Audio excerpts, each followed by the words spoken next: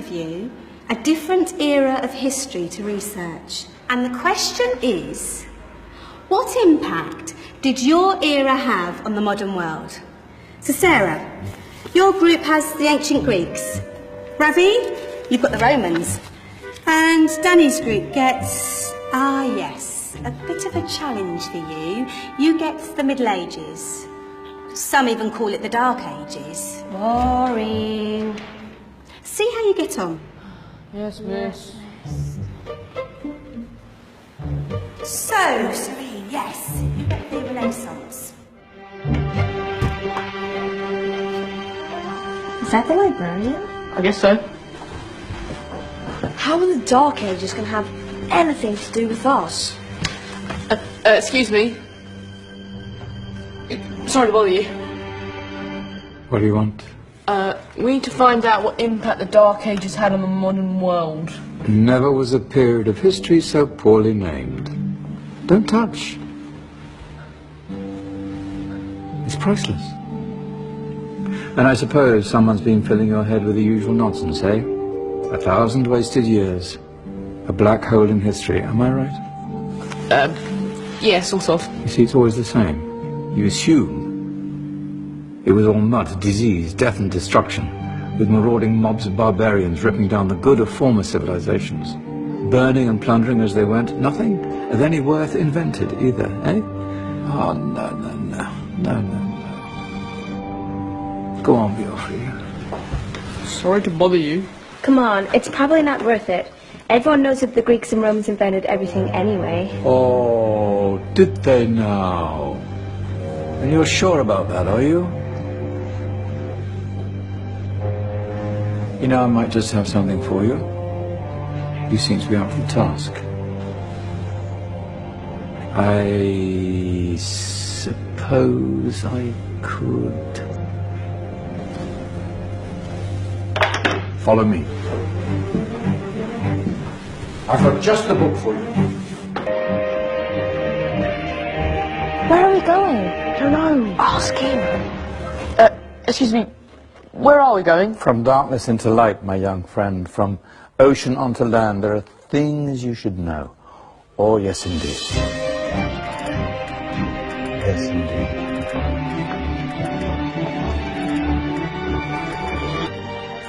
Now, take a look.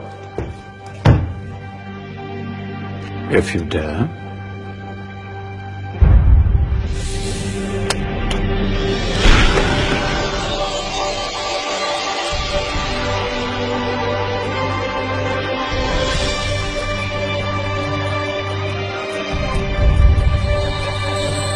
What's going on?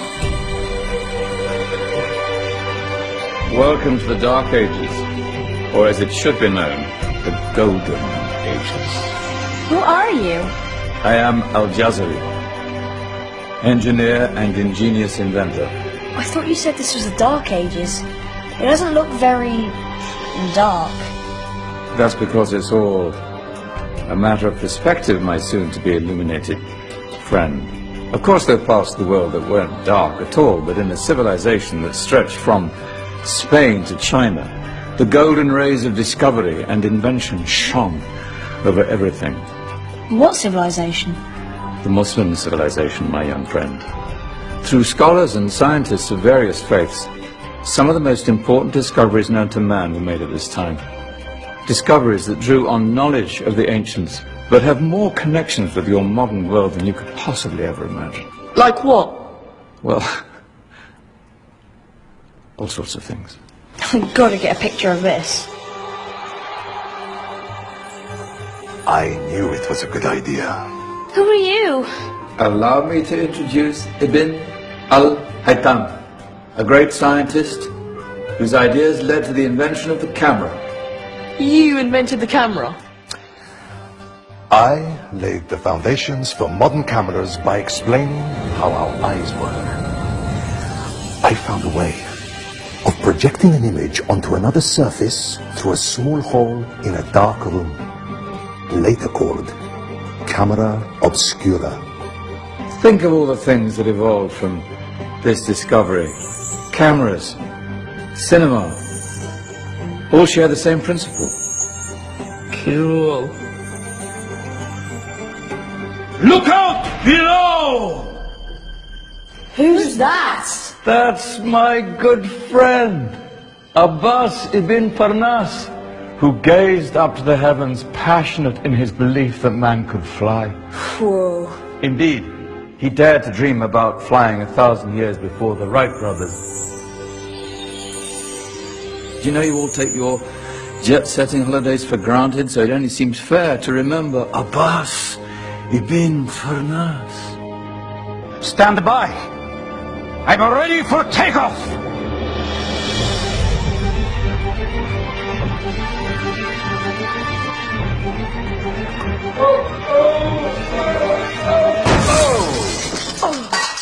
He did forget one thing, though. A tail, useful for landing. My back!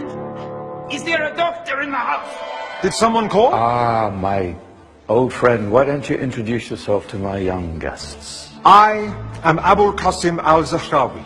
Many call me the father of surgery. Did you actually do surgery back then? Of course we did.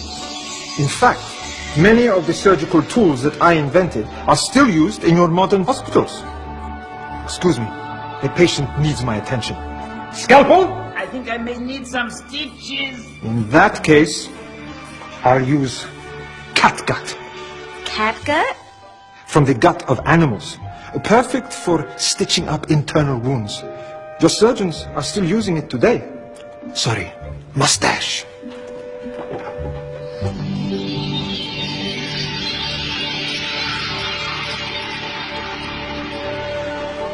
Who's she? That's Maryam al-Astrolabi, one of the many brilliant women of her time. She made sophisticated astrolabes. Astro what? Astrolabes. They show the sky and the stars on a small flat plate you can hold in your hand. Think of them as ancient calculating or timekeeping devices. Today you have your watch, your compass, satellite navigation, helping people and explorers travel the world. Science at its brilliant burst. And all these things were developed during the Golden Ages. And that's just the tip of the iceberg. There were thousands of other inventions covering all areas of life, and in the years that followed, their influence spread across the whole of medieval Europe. So you see, it wasn't so dark after all. What about you? Me? What did you invent? Well, I don't want to be big-headed, but I made some groundbreaking advances in engineering. I suppose my most significant discovery converted rotary motion into linear motion using a crank and connecting rod. It's essential in pumps and engines.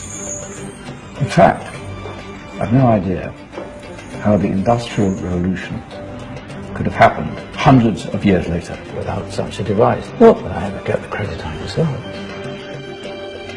But my crowning glory was my amazing time-telling machine. My legendary elephant clock.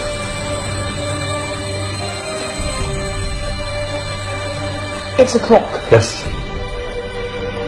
Dozens of components collected from different cultures around the world. Indian, Greek, Arabian, Egyptian, Chinese. Wow. A United Nations clock. That is pretty cool. Does it actually tell the time? Wow, yes, of course. If it wasn't for me, thousands of people would be late for everything. Speaking of time, we'd better get you back.